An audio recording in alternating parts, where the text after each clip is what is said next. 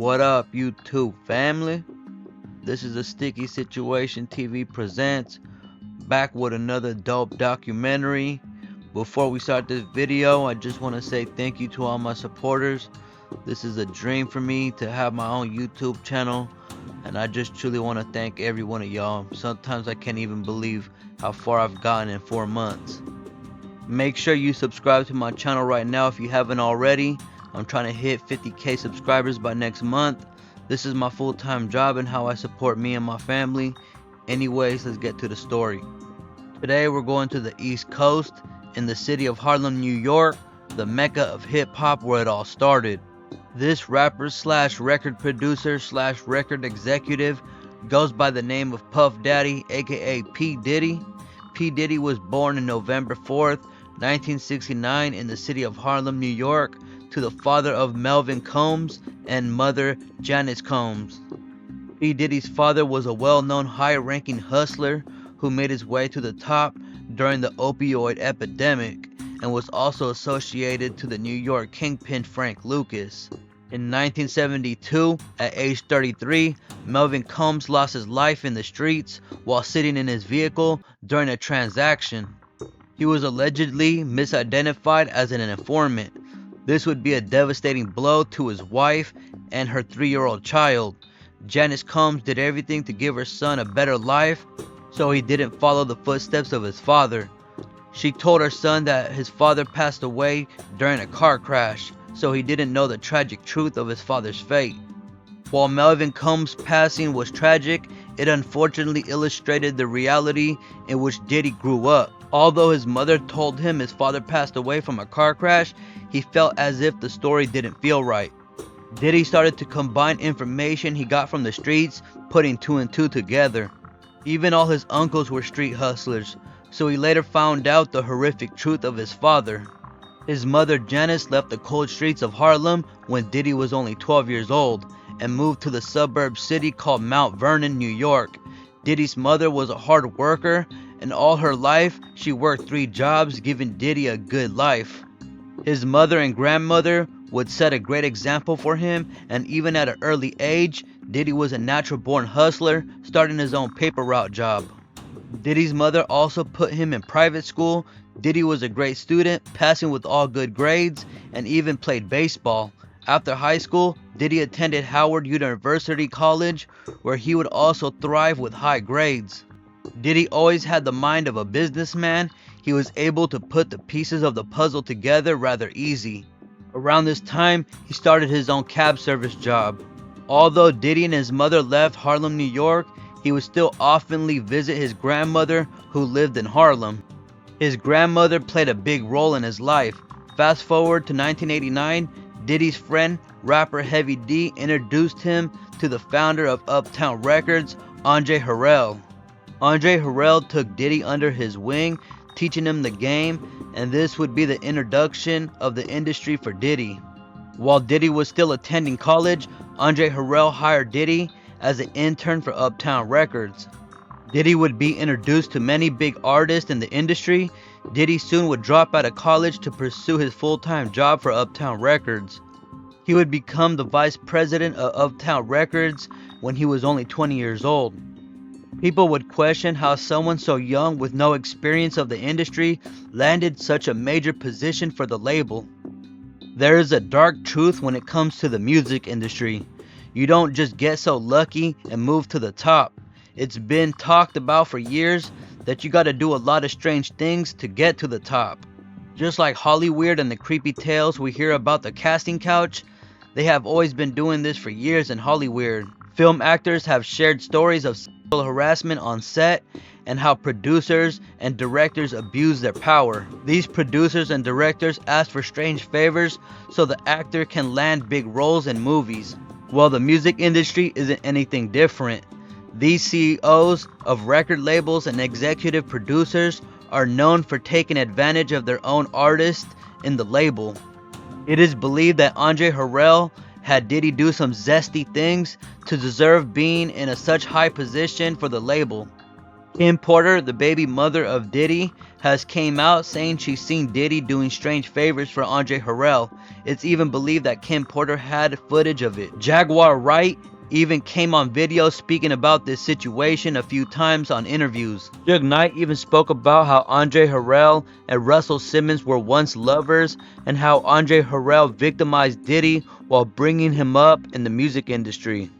Diddy's ex-bodyguard Gene Deal also would go on interviews ensuring the world that Andre Harrell did some strange things to Diddy and teaching him his ways. Russell Simmons was also a mentor to Diddy, and he taught Diddy disturbing tactics to abuse women and probably men too. Russell Simmons and Andre Harrell were known for having these freaky weird parties, and they also taught Diddy how to party. And we all know how Diddy likes to party, just like he told Fabulous on Drink Champs. Y'all remember that? He had Fabulous, Nori, and Jadakiss shaking in their boots when he got awkwardly and zestfully creepy. Shit hot, make sure we motherfuckers go get the, it's not Freddie Friday on Elm Street. Friday on Elm Street. It was at this moment that he knew. He fucked up. Motherfucking Puff Daddy in the building! Yes! What's up? What's going on, man? What's up, family? You wanna let them know that niggas ain't pulling up and rap radar like that. What's going on, my brother? How you Oh, man. Yo, it's Groove here? Yeah. To you. Woo! Happy birthday to you. Woo! Happy birthday. It's Fabulous. The only nigga that got the name that I want. Name Gate. Happy birthday to you. Thank you, my brother. Yeah. Let's take a shot for that, Puff. Are we supposed to take a Hey, yo, shot? y'all feeling a little mellow. Yeah. We gotta turn them up. Jay, I know when you with me, baby. Right. I had to give y'all a surprise. Let the chairman pull up. Look how scared and nervous Fabulous look right here on this part, man. This is so classic, man. This is the best interview ever. This is so zesty. That's what he was gonna do. Damn. I guess. Oh yeah, no. We got St. Regis soap. I know you needed that one, huh? Goopy Lou, man. Yeah. Let's do it. Happy birthday to you. Happy birthday to you. Happy birthday to you. Let's go black. Hold on, you want to change it into black? Let's go black. All right, go. How about Happy birthday, cumpleaños feliz. Cumpleaños feliz. Yeah, let's have another shot. Let's have another shot. I'm and you. in. Let's get them shots too. Come on. No, this me and you. All right, I need a shot. Yeah, I got you a shot, This bro. mine? Okay. Yeah, I just have I'm to in. see. It's all together. Me and you. Eyes. Eyes, baby. Let's do it. Spilling it all over. Eyes. Yeah, I love this drink. Where you put my Chance with you. I bag like at? when you like this, Daddy. Where you put my bag? Daddy, I like when you it's right scrambling here, and scraping for shit. No. I got notes like and that. shit. One. Make a That wish. one. Just blow it out. It's your birthday every day. Every day's your birthday on Drink Okay. Champs, goddammit. I'm in. So Fab, how was your birthday, man? Yeah, how was your birthday? What was your wish for this year? I like vibes. A cool vibe. I spend some of the time with my kids. I'm gonna have a party, and we had parties, but I was more like just trying to just vibe, like just see where I look back on where I became. Did you miss me though? For real? Because it seems like a thing I with miss this partying birthday with party. Puff, man. But I'm talking about for your birthday. Huh? Why won't you party with me for your birthday, man? We partied for my birthday before. You came to my party. No, but me and you ain't never really party, you know what I'm saying? That had to be the most awkward, creepiest interview ever. Did you see how he had everybody looking, man? He had everybody looking like some little boys that were in trouble or something, man. That was so funny. Anyways, let's get back to the video. So rewind back to 1991 when Diddy discovered his first artist, Craig Mack. And Craig Mack was a success in the rap world. In 1992, he would discover hip-hop legend Notorious B.I.G. Diddy instantly signed B.I.G. to Uptown Records July 14, 1992. In the end of 1992, Biggie finished his new debut album, Ready to Die. but Uptown Records wasn't feeling it since it was too street. This would get Diddy fired from Uptown Records after a disagreement in 1993. But Diddy established his own label, Bad Boy Records, a few weeks after being fired. This would be the help of Clive Davis after Clive gave the funds to Diddy to start his own label, partnering up with Arista Records. Clive Davis is the founder of Arista Records and also the mentor who gave Andre Harrell his start in the industry. It is believed that just like Andre Harrell victimized Diddy in order for Diddy to be in such a high position for Uptown Records, Clive Davis did the same thing to Andre Harrell. This is how allegedly Andre Harrell learned his creepy ways. Now that Clive Davis gave Diddy his own label, it is believed just like how Diddy did strange things for Andre Harrell, he was now doing strange things for Clive Davis to keep him happy. These men like Clive Davis and Andre Harrell are like zesty vultures. Diddy would soon learn these ways and use them on others, turning into a zesty vulture also. After Diddy started his new label Bad Boy Records, he signed Notorious B.I.G. and Craig Mack ASAP. Diddy's label was an instant success after dropping Biggie's and Craig Mack's album. Both albums were great success. Diddy was making his mark in the industry and would soon earn the respect in the industry. Later down the line, when R&B legend Usher was discovered at 12 years old by L.A. Reid and signed to his record label LaFace Records, he sent off Usher to live with Diddy at age 14 years old for a year to mentor him and teach him the ropes of the industry. Diddy called this Puffy's Flavor Camp. Why in the hell would Usher's family approve of this? Who allows a 14-year-old to live with a grown man? We all heard about these creepy stories with Usher living with Diddy. Usher even spoke about it in interviews. There was even a clip of a video where Diddy said he used to wrestle with Usher over cereal. First and foremost, I'm not getting in the bed. Shout out to him and what he did. I'm just gonna, if we can, just let's just put the camera a little this way, just so we're not. I don't want my shot to even, I don't want it to come close to the bed, at all. Usher look like he fresh off goddamn plane. Fresh off the guard stage. That's my brother right here from day one. We used to wake up and, pause, but like just back in the days when he was like 10 and I was a little bit older, his older brother, we used to fight over the Frosted Flakes. You know what I'm saying? Before pause was invented. You know what I'm saying? But it's my brother for real. We used to actually wrestle off of the Frosted Flakes because he used to always get up early. Now he's one of the richest stars in the world. And what the f did Puff just say? Nobody's gonna acknowledge this but me. Puff just said we used to wrestle over the Frosted Flakes, and we're streaming live. Who knows what Usher went through in them days? Creepy as hell, man. I couldn't imagine the stuff Usher's seen. He definitely destroyed Usher's innocence, but this was all planned by L.A. Reid. He knew exactly what he was doing, sending him off to live with Diddy. Diddy was already known for his strange ways, and he knew sending off Usher would be like a ritual with these satanic worshipping CEOs and record owners till this day. Sometime in the early 1990s, Notorious B.I.G. had a good friendship with rapper Tupac. Even before Biggie signed to Bad Boy Records, Biggie was heavily influenced by Tupac. Tupac would even give Biggie advice and kick it with him at times. We all know the story between Bad Boy Records and Death Row Records, so I'm not going to get into it with specifics. Everything changed when Tupac was shot and robbed in 1994 in New York at Quad Studios. While Tupac was being robbed and shot down in the lobby, Bad Boy would beat up a few stories in the studio. Biggie seen what happened to Tupac, and instantly Tupac started flashing out on Bad Boy like if they had something to do with it. This would be the start of Tupac and the Bad Boy beef, which would later turn into a Death Row versus Bad Boy beef, and eventually turn into an East Coast versus West Coast beef. Tupac was sure that Bad Boy set him up that night at Quad Studios because Diddy kept calling him throughout the night asking where he was at and when he was going to arrive to Quad Studios. From there on, it was an instant beef. Biggie and Puffy would elaborate on the situation on interviews. Jimmy Henchman was the man who got Tupac robbed and shot. To make a long story short, Tupac signed to Death Row while doing time in Rikers Island. August 1995, the Source Awards was being held in New York City. This award was one of hip-hop's most iconic moments in history. After Death Row won an award, Suge went up on stage, sneak dissing Diddy in front of the whole Bad Boy label. This made the awards even more tense than it already was. When Dr. Dre and Snoop Dogg hit the stage, the crowd started booing them. Snoop jumped on the mic and started tripping. First of all, I'd like to thank God. Second of all, I'd like to thank my whole entire Death Row family on both sides, you know what I'm saying?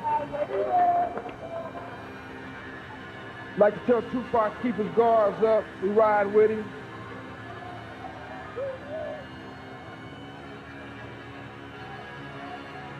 And one other thing I'd like to say, any artists out there want to be an artist and want to stay a star, don't want to have to worry about the executive producer trying to be all in the videos, all on the record, dancing. Come to Death Row.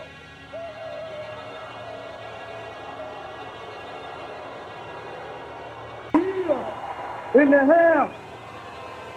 What? Wait. The East Coast don't love Dr. Dre and Snoop Dogg? The East Coast ain't got no love for Dr. Dre and Snoop Dogg and Death Row?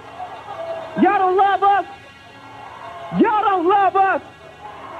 Well, let it be known then. We know y'all East Coast. We know we at East Coast and out.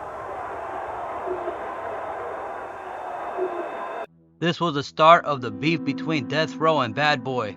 Next month in September 1995 in Atlanta, Georgia, Jermaine Dupri was having a birthday celebration at the Platinum House nightclub.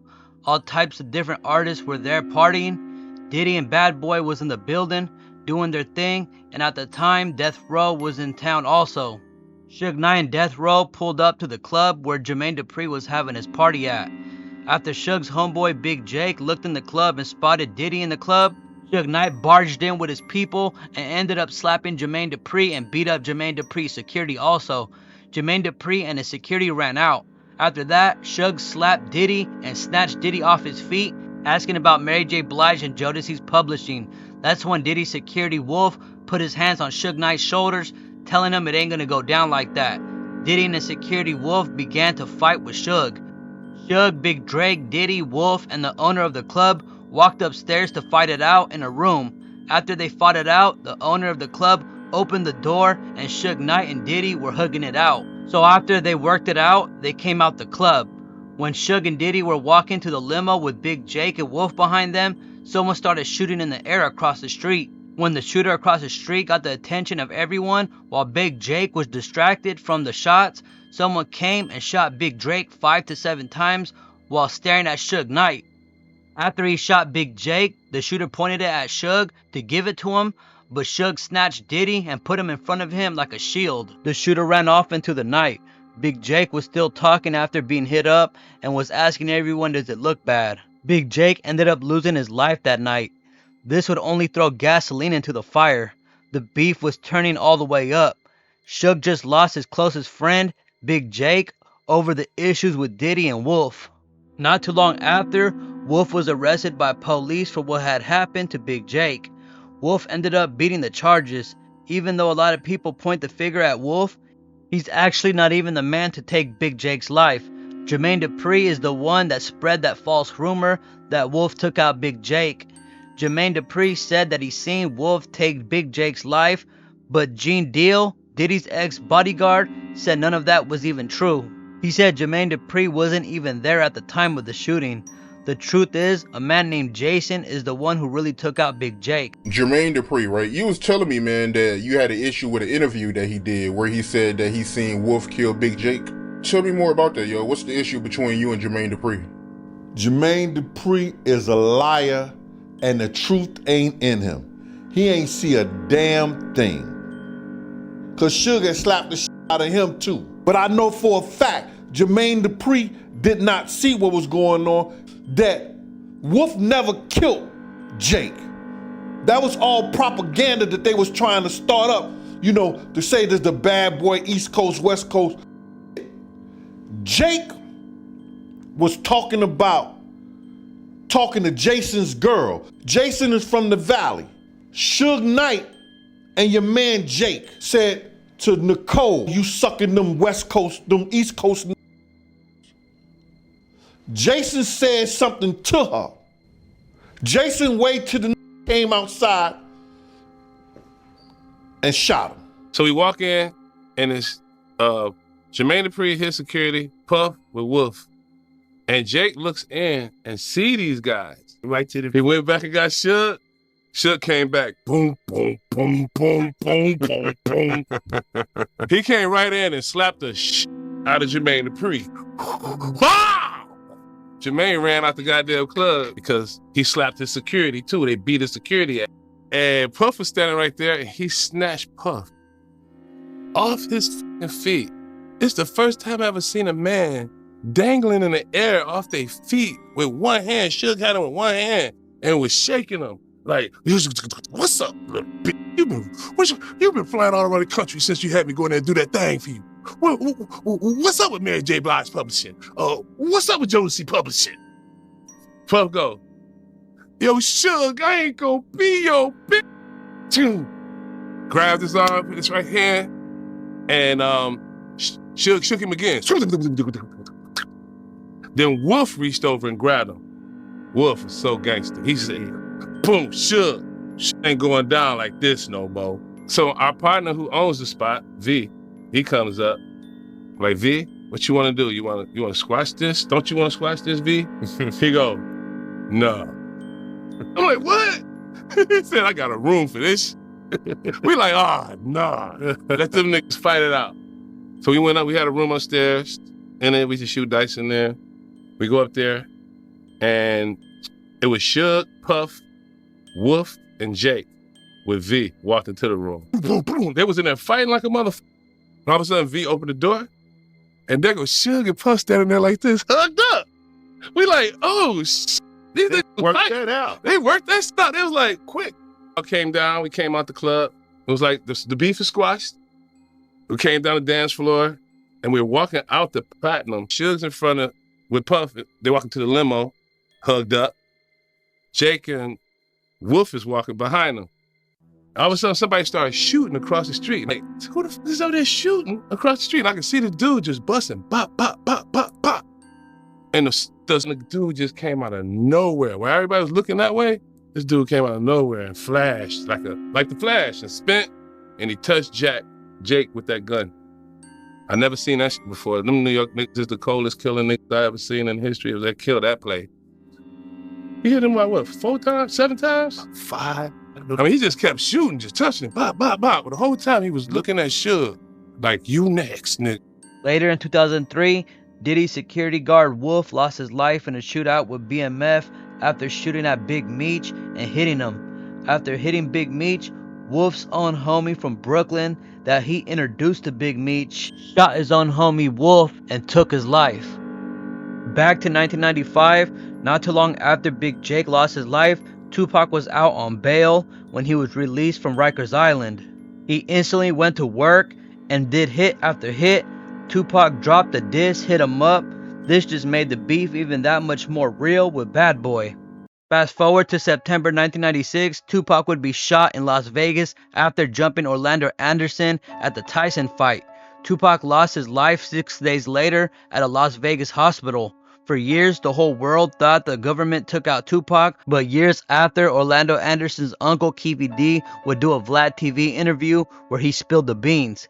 Keefy D would admit that him, Orlando Anderson, Big Dre, and Bubble Up pulled up on the side of Suge Knight's BMW, and Orlando Anderson pulled out a Glock 22, shooting Tupac multiple times on the night of the Tyson fight. Keefy D would snitch on himself and snitch on Diddy, saying that Diddy put $1 million bag on Tupac, which he never received. Keefy D would also say that after the shooting of Tupac, Diddy called asking if it was them. Diddy allegedly gave someone $1 million check to give to Keefy D, but the man never gave it to them, keeping it for himself. Keefy D would end up going on multiple YouTube platforms, self-snitching on himself and Diddy. This is where Keefy D messed up. He thought since he told the police this information already, it was okay to openly admit it on interviews. What he didn't know at the time was that the police gave Keefy D something called Queen for a Day, which means he could tell the police the truth about Tupac and the police can't use it against him in the court of law. But this was only good for the first time Keefy D told the police everything to shorten his prison sentence. What Keefy D didn't know was if he ever told or admitted to the murder of Tupac without having Queen for a day, they can arrest and charge him for the murder. Around September 2023, Keffe D would be arrested and indicted for the hit of Tupac. He has been in jail ever since. Everyone thinks that Keffe D will implicate Diddy and tell the police everything about Diddy allegedly putting $1 million bag on Tupac's head. Not sure if the police can do anything at this point to Diddy since there's no proof, and Keffe D wasn't ever able to cash the $1 million check since the man that was supposed to deliver it to him kept the check for himself. This might have saved Diddy from getting indicted. Back to March 1997, Diddy, Biggie, and a few others go to LA. This was a big mistake because Tupac had just passed away a few months before, and the whole West Coast was still angry about it. Biggie didn't want to go to LA, but Diddy insisted. Biggie was also injured after being in a car accident, so Biggie really didn't want to go to LA. Biggie finally breaks and agrees to go to California. After the awards, Biggie was supposed to fly to London, but Diddy called and canceled the London event, which would have been a big opportunity for Biggie. Diddy's reason for canceling the London trip was so Biggie can stay in LA and go to an after party after the Soul Train Awards. This wouldn't make any sense. Why would Diddy cancel such a big event that would be an important opportunity for Biggie? This would make Diddy look suspicious, like if he had something up his sleeves for Biggie. Biggie was even getting threats while in California. Someone was calling Biggie, saying that they were going to come for him and take his life. Gene Deal even told Diddy about these threats that Biggie was receiving, but Diddy wouldn't even care. So while at the after party in LA, the police came to shut it down. Biggie, Diddy, and everyone else that was with them left the party in two separate cars. Diddy was in a whole other car, and Biggie was in front of them. When Biggie and a few other of his people stopped at a red light off Fairfax, a Chevy Impala pulled on the side of Biggie, firing shots into the vehicle. Biggie was taken to the hospital where he later succumbed to his injuries. The whole world thinks that this was revenge for Tupac, but Gene Deal thinks otherwise. He said on an interview that Diddy was really behind the death of Biggie and brought him to LA on purpose. A lot of people believe that Diddy sacrificed Biggie, just like a lot of these other big rappers in the industry. It's been theories for years that a lot of these celebrities in the music industry and in Hollywood have done blood sacrifices to family members, friends, and even other music artists or actors. The satanic music industry has tons of stories similar to this. Just like it is believed that A$AP Rocky sacrificed A$AP Yams, French Montana sacrificed Chinks, or RZA from the Wu-Tang sacrificed Old Dirty. There has been multiple situations where a music artist suspiciously dies, or even someone they love. Look how big Diddy got since the passing of Biggie. It is also believed that Diddy sacrificed Biggie and gave Biggie to whoever that was looking to harm him, so it would end the beef after Tupac's passing. In 1998, Diddy signed rapper Shine. December 1999, Diddy and Shine would go to a club to celebrate the finish of his debut album.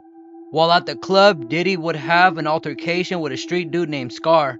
During the altercation, shots rang off and 3 people were hit with gunfire, but fortunately survived. The next day, Diddy and Shine were arrested and sent to jail.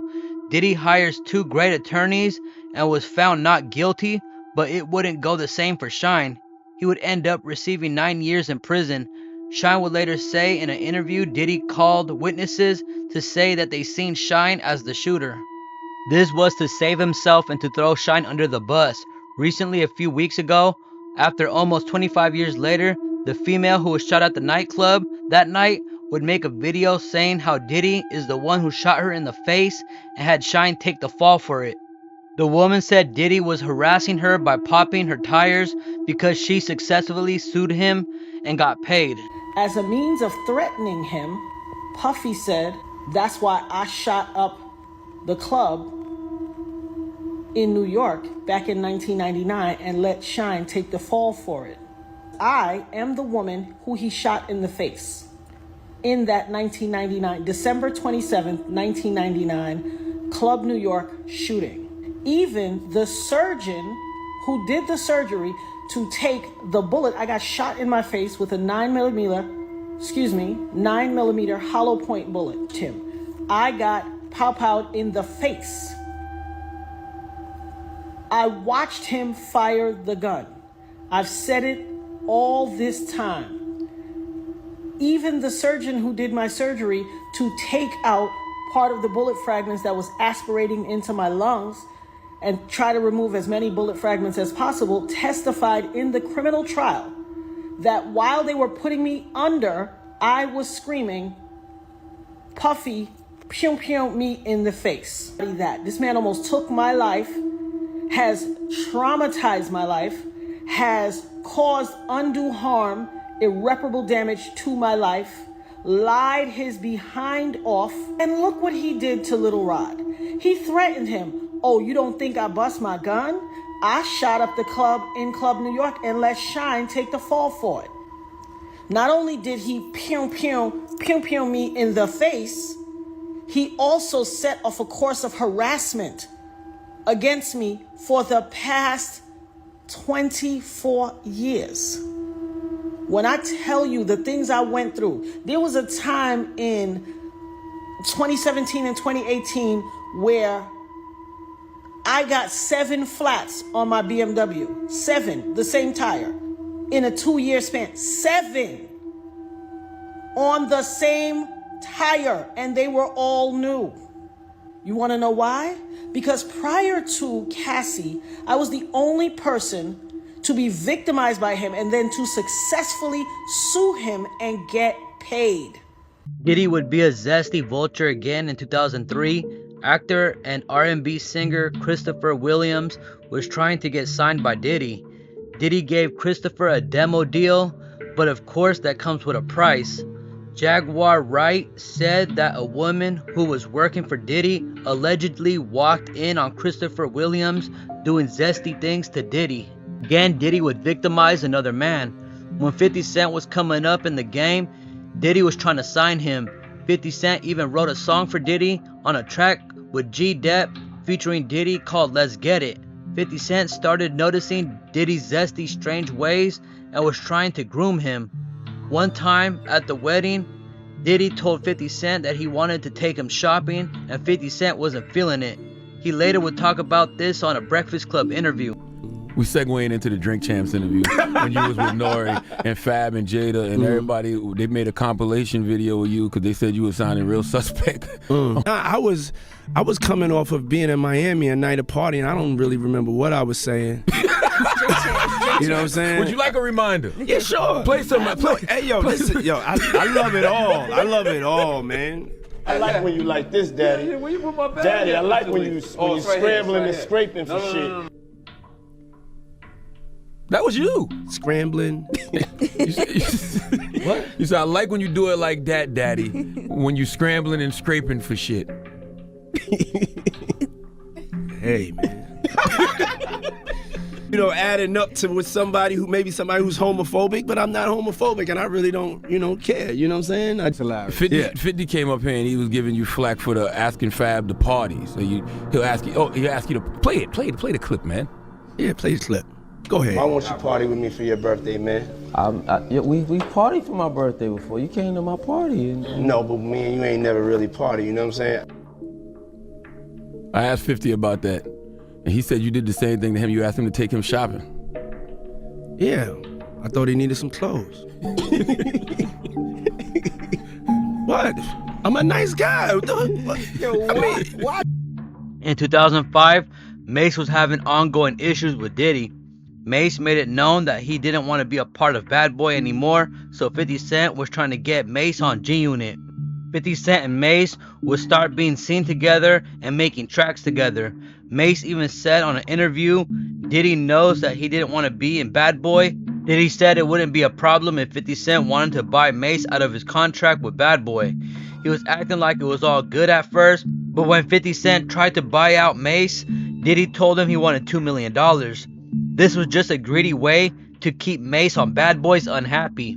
50 felt as if Diddy played him and wasted his time and money, but 50 would get cool with Diddy again until Diddy decided to hang with his enemy Rick Ross and even make music with him. Diddy and 50 Cent have beef till this day. Recently, Gene Deal told a story when he was in an exotic store with Diddy While Diddy was shopping, Gene noticed that Diddy was buying multiple butt plugs.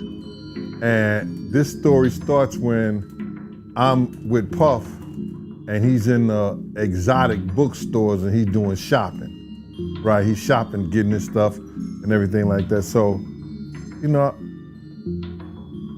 this is the first time I was ever in an exotic bookstore with Puff. So, you know, I'm giving him his space. He's taking things off the shelves and stuff like that because they gave him a brown paper bag. When they gave him a brown paper bag, he was just putting stuff in there. So I said, damn, you know, he got to go put it on the counter and, you know, show everybody what he's getting. So as he's going, I'm just looking at the places where he's picking stuff from. So there's one part he picked up some things from up here on my left side. And then he picked like quite a few of them down. I'm like, okay. He put them in the bag. So when I went by there and I looked up there and it said butt plugs. And I was like, hey, yo, what are you getting this for? And it said plugs. And he was like, yo, can I do my shopping by myself? I said, yeah, you could do it by yourself, brother. Gene Deal also said in an interview that Diddy and Ja Rule went in a room together, and when they ran out the room, they were naked. This rapper and him, they all in the room together. You know, it's Sarah, the girl, Puff, and this dude, this rapper. So I'm hearing at the door and stuff like that, like, yeah, so then next thing you know, somebody rang the doorbell. We had the presidential suite where we was at. So I opened the door and the dude said, yo, I'm here for my cousin. I said, who your cousin? And he said, Ja Rule. I said, well, he busy right now. He said, he busy doing what? I said, he with Puff, they're in the room, they busy, they don't want to be bothered. And he was like, yo, I don't care, man, I'm going in there. Watch. He tried to bum rush me, I grabbed his and threw him against the piano. When I threw him into the piano, Puff and Ja Rule runs out the room. Puff got his towel, Ja grabbing his towel, but they butt the naked. And so then Ja was like, yo, what's going on? Yo, Gene, that's my cousin. He know me well, you know, and Puff was like, yo, Gene, what happened? I said, he tried to get in the room. I told him he couldn't get in the room. And he was like, he just looked, Puff looked at Ja. He said, yo, Ja said, you ain't want to go in that room because there's a lot of freaking going on. These never-ending Zesty stories come from all over the place. That shows you that if you have money and power, you can get away with so much. This is when the story turns dark. After Diddy broke up with his baby mama King Porter, he put her through hell. I mean, this dude really was tripping, tapping her phone, putting taps all around her house so he could listen to her whole life without her knowing. Even though they broke up and he would move on with other women, he damn near was stalking Kim Porter. One time he overheard her talking to a man named Shakir Stewart, an A&R for LaFace Records. When Diddy learned Kim Porter had something going on with Shakir Stewart, he got really jealous. He even pulled up unexpectedly on Shakir Stewart and Kim Porter at L.A. Reid's party and hit Shakir Stewart with a chair. He even broke Kim Porter's nose. Strangely, in the end of 2008, Shakir Stewart died in a mysterious way. He was found unalive in his home. What's creepy is a few days before, all the way up till he passed, Shakir was acting strangely. His own people said he was acting really paranoid, acting like if someone was after him, peeking out the windows of his home. Who could he have been worried about? Who was coming after him? Some believe as if Diddy allegedly had something to do with it, but it's not a fact. In 2007, Diddy would get into a relationship with Cassie. This was a dysfunctional relationship from hell. Diddy would also physically abuse Cassie, just like Kim Porter. It's also believed that Diddy was being a cuckold with Cassie and allegedly would watch her messing around with other men. Sometime in 2012, they ended up breaking up. Cassie started dating Kid Cudi, but you know what that means. Diddy would get in his psychotic ways. He set Kid Cudi's car into flames after threatening he was going to blow it up. He would also stalk her just the same way he did Kim Porter. In 2018, Cassie finally called it quits with Diddy after going through so much issues. We'll get back to Cassie later on in the story. Back to Kim Porter, around sometime in 2018, She was working on a book about her life and exposing Diddy, but unfortunately, in the end of 2018, again in a mysterious way, Diddy's baby mama, Kim Porter, was found unalive at her home. Jaguar Wright said in an interview that Kim passed away from pneumonia and it was ruled a homicide by the police. They found toxins in her body that poisoned her. Andre Harrell also ended up passing away in 2020. What's also strange is he was also in the works of writing a book just like Kim Porter. Jaguar Wright made it seem as if Diddy was also involved with his death. This is all alleged and not facts, but it's still creepy to think maybe if Diddy was behind all of it just like everyone else. Jaguar Wright also believes as if Diddy was behind R&B singer Albie Shore going into a coma and almost losing his life.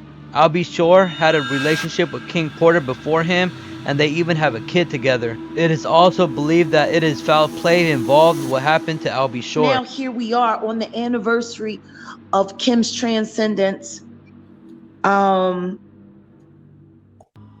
it's kind of blowing my mind because I don't know if you know, but Albie Shore went back in the hospital again, very critical. Please pray for my friend Al. There's a reason for that. Yeah. Because I've been doing it for him. But after Al went into the coma the last time, for the sake of Quincy, to lose your mother and to lose your father, too much for that boy, too much. And his dad is fighting for his life again. But I have to be careful with the information because it will affect people's life and safety. Look at Cassie. Bravo, girl, bravo. Uptown Records started with 5 people. Andre Harrell, Albie Shore, Heavy D, and Puffy. And Kim was the longest working employee because she was there from the very beginning. She was Andre's personal assistant. Kim is dead. Heavy D is dead. Andre Harrell is dead. The only 2 left are Puffy and Al almost died. Isn't that interesting? That is interesting. Heavy D was found dead, face down in the heart attack. Andre Harrell, heart attack. Kim died from pneumonia, but there's the first coroner's report that said that she died. It was ruled a homicide, and they found toxins in her body to prove that she had been poisoned. You know, they have poisons that create heart attack and pneumonia-like symptoms. And then right after that, Al had a meeting, and I was gonna meet up with him because we were in Vegas, and then the next thing you wanna know what they all had in common though? The survivors and the late of Uptown Records, they were all writing tell-all books. Andre was writing a book right before he died. Heavy D was working on a book before he died. Kim Porter was working on a book before she died. And Albie Shore was working on the documentary of his life. And then he goes into a coma.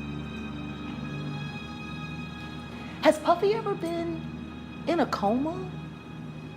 Has anything happened to him? He must be the luckiest mother, because it seems like everybody that worked at Uptown Records from the very beginning. Just him. I guess Al disappointed you. This wouldn't be the end. November 16, 2023, Cassie filed a huge lawsuit against Diddy. Cassie alleged Diddy physically and abused her, including forcing into sexual slavery and trafficking. Cassie also alleged that Diddy raped her in her own home after she tried to leave him, savagely beating her and forcing her to have sex with prostitutes while he watched and jerked off. But Cassie and Diddy agreed to a huge settlement. He should have gotten arrested for all that he put her through. Also in November 2023, days after settling the lawsuit with Cassie, Diddy is hit with another lawsuit filed in New York from a woman named Joy Dickerson Neal. She claims that Diddy drugged and sexually assaulted her when she was in college back in 1991.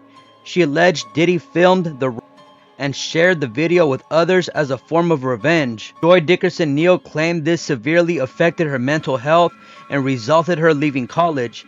Diddy, of course, denied the allegations, and this is just insane. Not too long after, a third lawsuit comes out of New York again, but this time it was from an unidentified woman, claims Diddy and singer Aaron Hall raped her 30 years ago. And of course, Diddy denied it, calling it a money grab. But you're not going to believe it. Again, December 2023, another lawsuit from an unidentified woman has accused Diddy, Harvey Pierre, and another person for sex trafficking and gang raping her when she was only 17 years old. Again, Diddy denied it on Instagram. But guess what? It's going to get even worse. This is definitely a sticky situation. Record producer Rodney Jones, aka Lil Rod, has filed a massive $30 million federal lawsuit against Combs and others alleging sexual assault, harassment, and illicit criminal enterprise. This lawsuit includes not only Diddy, but also his son Justin Combs and others. The complaint starts off by explaining that Lil Rod produced 9 songs for Diddy and lived with Diddy at one time. Lil Rod has recordings of Diddy on several occasions.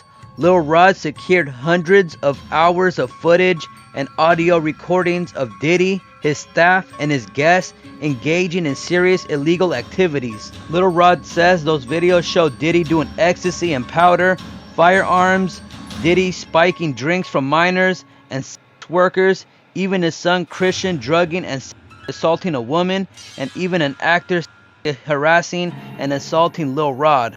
And Diddy would even have Lil Rod around him while he was naked in the shower. Diddy also groomed Lil Rod into Diddy showed Lil Rod a video of Stevie J engaging in a act with another man to ease his anxiety. He said Diddy has secret hidden cameras all over his home. And when you hear these allegations, right, you knowing Stevie J, do you think it's possible that he could be gay? Well, I don't know his sexuality, but cocaine is a hell of a drug. You understand? And by cocaine being a hell of a drug, and he indulging with Diddy like that, and now he's invited to the Diddy parties. In that whole thing, if you read it, he said that Diddy said he was having a relationship with Stevie J. So all I can say is this, man. If 2 men lay down, how many homos get up? 2. In my book. Rod, he get him in a sexual position and a sexual situation with some kind of girl, and then maybe get him high, get him drunk, or whatever like that. He don't know what he doing. One of the guys step in, and now he doing Lil Rod. Now Lil Rod all messed up in the mind because he started off with a girl, but now he end up with a guy. He trying to put him in some kind of situation like that. They do that all the time in the industry.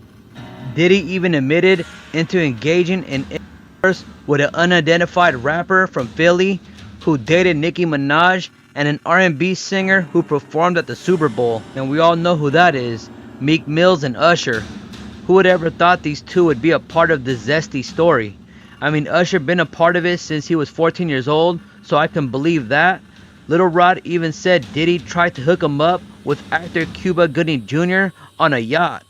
Cuba Gooding Jr. allegedly touched, groped, and fondled with Lil Rod. Lil Rod also said he seen Diddy and his son Justin shoot a man named G that was friends with Justin, and he even had the bloodstained clothing and pictures of the bloodstained bathroom where the incident happened to prove it. He even said that Diddy told him he did the shooting back in the days and had Shine take the fall for it. There's so much more to this lawsuit that I won't mention, but you will hear it in the news soon when it all comes to the court. Okay, now get a load of this. The whole world is just hearing about this as I tell this story. Officials raided 2 of Diddy's homes on Monday. A law enforcement confirmed as a part of a federal sex trafficking investigation led by Homeland Security. The raid was carried out just 4 months after the rap mogul's ex-girlfriend, singer Cassie, accused Combs of sexual trafficking. Helicopters and agents were seen swarming Diddy's Los Angeles mansion on Monday, March 26 in the afternoon. Footage of the scene appeared to show some men, later identified as Diddy's sons, Justin and King. They were detained and waiting outside of the Holmby Hills house. Officials were also present at Diddy's Miami residence. Diddy was in Florida at the time of the raid. According to NBC News, the officials reportedly seized the phones before Bad Boy Records executive was scheduled to leave for a trip to the Caribbean. The source said 4 Jane Does and 1 John Doe already sat for interviews with Southern District of New York investigators for a probe related to alleged sex trafficking, domestic violence, and racketeering. Diddy's private plane traveled from California to Antigua. This was all happening while his homes in Los Angeles and Miami were being raided by federal agents. On Sunday evening around 5:30 p.m. local time, the 54-year-old rapper's private plane was tracked departing from Sacramento Executive Airports and then landed at Palm Springs International Airport about an hour later. 1 hour after that, his plane took off from Palm Springs and landed at a Los Angeles airport. The plane landed around 8 p.m. local time. A couple hours after the raids at his homes at a Miami Executive Airport, where eyewitnesses tell us Diddy and some other people were spotted and got stopped by the feds. Diddy was pacing around all by himself outside of a customs office there at the airport. He's not being detained and he isn't in custody either. Instead, Diddy was just walking around all by himself. For Sean Diddy Combs, yesterday we told you how federal agents searched 2 of his properties as part of an investigation into alleged sex and drug trafficking. And today, an updated civil lawsuit makes similar allegations. Chief investigative reporter Jonathan Deans joining us from the newsroom with where this investigation stands today, John. Natalie, no criminal charges filed to date in connection with ongoing questions about alleged sex trafficking. But it appears one associate of Combs was arrested yesterday on unrelated drug charges. This is video of Sean Combs yesterday in Miami, shortly after news broke of the raids. The rapper known as Diddy, seen pacing shortly after federal agents seized his phones at an airport before a planned trip to the Bahamas. At that airport, Miami police say they also arrested Brendan Paul, who is charged with cocaine possession. A civil lawsuit names Paul as one of Combs' associates. This all happening after Homeland Security Investigations agents descended on his multi-million-dollar Los Angeles home yesterday. They could be seen carrying out boxes and bags of evidence. In Miami yesterday, a similar scene. HSI agents seen taking away evidence, including a laptop. The speed at which it appears these raids were conducted suggests that agents were concerned that they needed to secure evidence quickly and prevent anyone from destroying evidence before they got there. The searches, which lasted into the night, were based on search warrants filed here by the Southern District of New York. The matter related to sex trafficking, drugs, and other allegations previously raised in civil lawsuits against the rapper. One lawsuit updated just yesterday by a New York artist named Rodney Jones. He alleges sex trafficking, drugs, guns, and inappropriate abuse of minors were all part of an organized enterprise, with some of the activity allegedly taking place at Combs' properties. Lawyers for Combs in the past have denied any wrongdoing, but have not commented since yesterday's raids. Federal prosecutors in New York have interviewed numerous women who allege wrongdoing, sources tell us, and former R&B singer and Combs' one-time partner Cassie has accused him of physically and sexually abusing her for years. Combs settled that lawsuit a day after it was filed, but Combs' lawyer says he does not admit any wrongdoing in that matter. Again, no criminal charges filed and the search warrant remains sealed.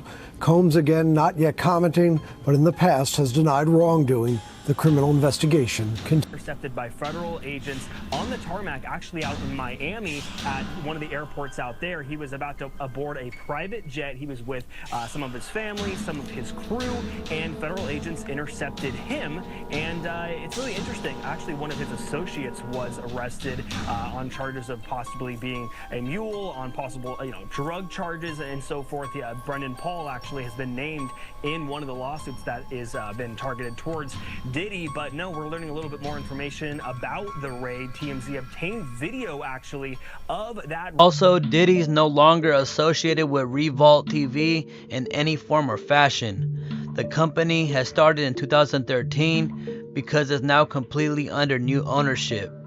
Sources familiar with the deal say that Diddy recently sold off all of his shares to an interested buyer from an undisclosed sum. Also, the new boss wishes to remain anonymous. That's all it for now, so far until further notice. This story is so insane, man. So we all just gotta see what happens. Hopefully this lawsuit will bring an end to the Zesty Vulture, and he will finally pay for everything he has done to all his victims.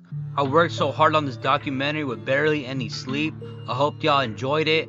I started making this documentary a couple days ago, and in the middle of me telling the story, Diddy ends up getting raided. Perfect timing. That's gonna make the documentary that much better, and the first one out there on YouTube with the full story. Comment on what y'all think is gonna happen with these lawsuits against Diddy and his house being raided. Sad and disgusting story, man. I'm gonna end it there. I know this story was a long documentary, and if you made it to the end, I really appreciate it. Please like, comment, and subscribe to my channel right now if you haven't already. Shout out to all my subscribers and supporters, and until next time, I'm out.